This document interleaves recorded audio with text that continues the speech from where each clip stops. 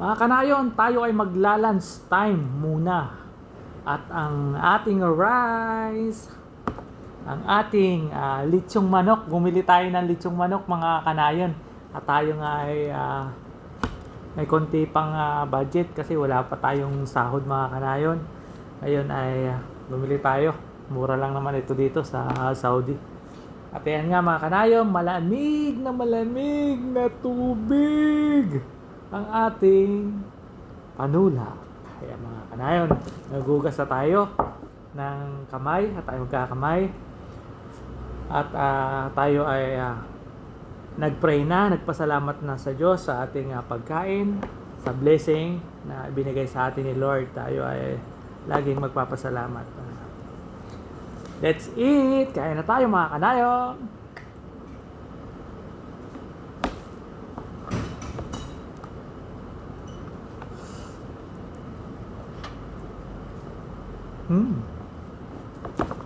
Ang sarap! Sarap mga kanayon, ha?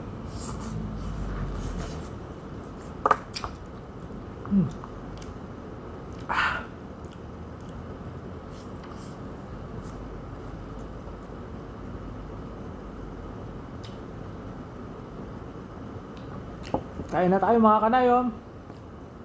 Magluto na kayo ng inyong mga kakainin ngayong tanghali. Kung kayo hindi pa kumakain ng tanghalian, tara na mga kanayon, kumain na tayo. Sabayan nyo ako. Ayan.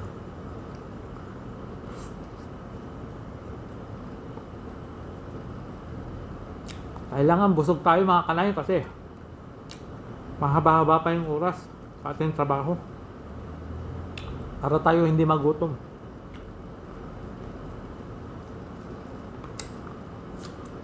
Ang rice natin, cake niya. Kailangan sakto lang mga kanayon.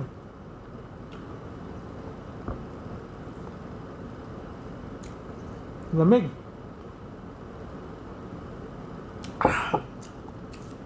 Sarap.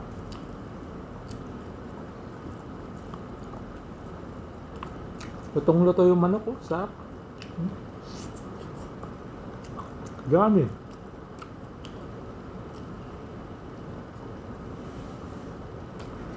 Yung lechon nila dito, nilalahokan nila ng kare. Kaya walang lansa.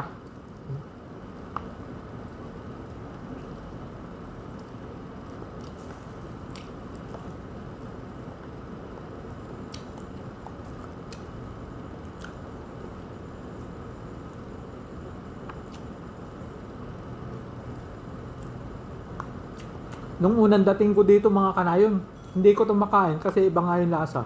Pero nung habang tumatagal na ako dito sa Saudi mga kanayon, natutunan ko na rin yung lasa niya at masarap pala.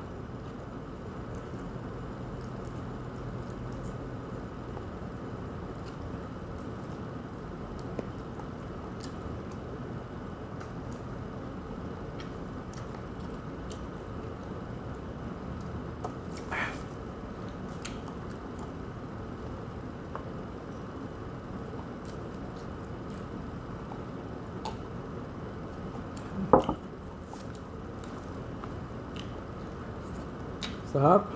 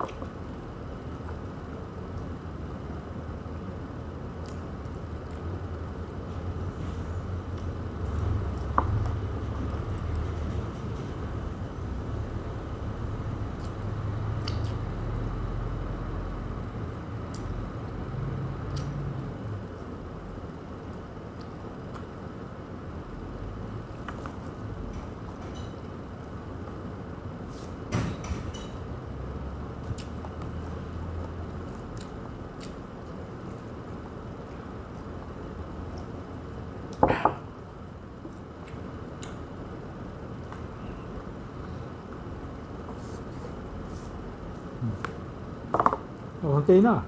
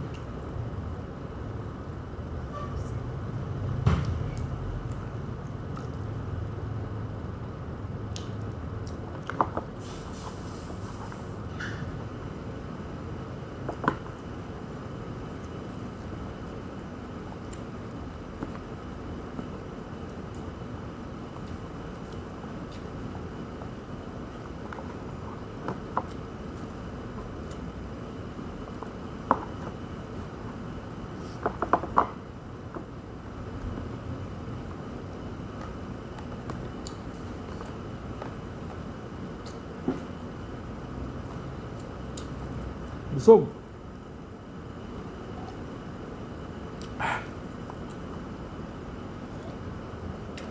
Nakakapaso sa lamig eh. Sarap uminom ngayon ng malamig kasi sobrang init dito sa Saudi, mga kanayon. Talagang pag lumabas ka eh, para ka nasa pugon. Alam niyo yung nasa pugon, niluto ng tinapay, anong init mga kanayon.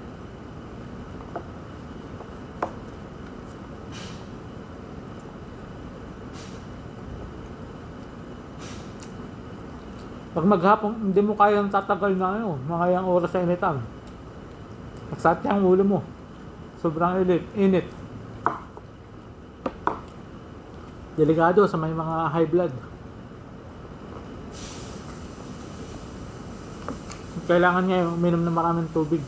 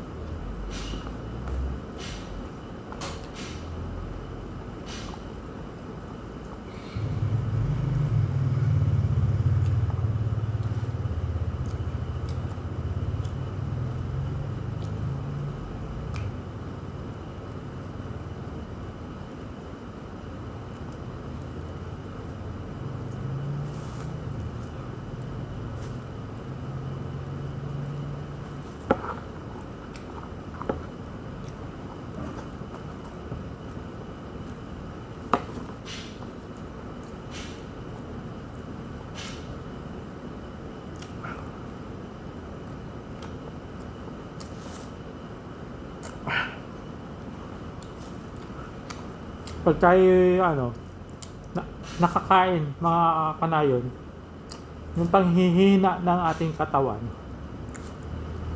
bumabalik uli yung lakas natin kasi tayo nakakakain. Kaya pag wala tayong kain, tayo manghihina sa trabaho. Kaya kailangan bago tayo pumasok, kumain muna ng almusal. Ayun mga kanayon. At hanggang dito na lang, paki-follow, share, like, and comment sa aking mga video. Thank you for watching mga kanayon.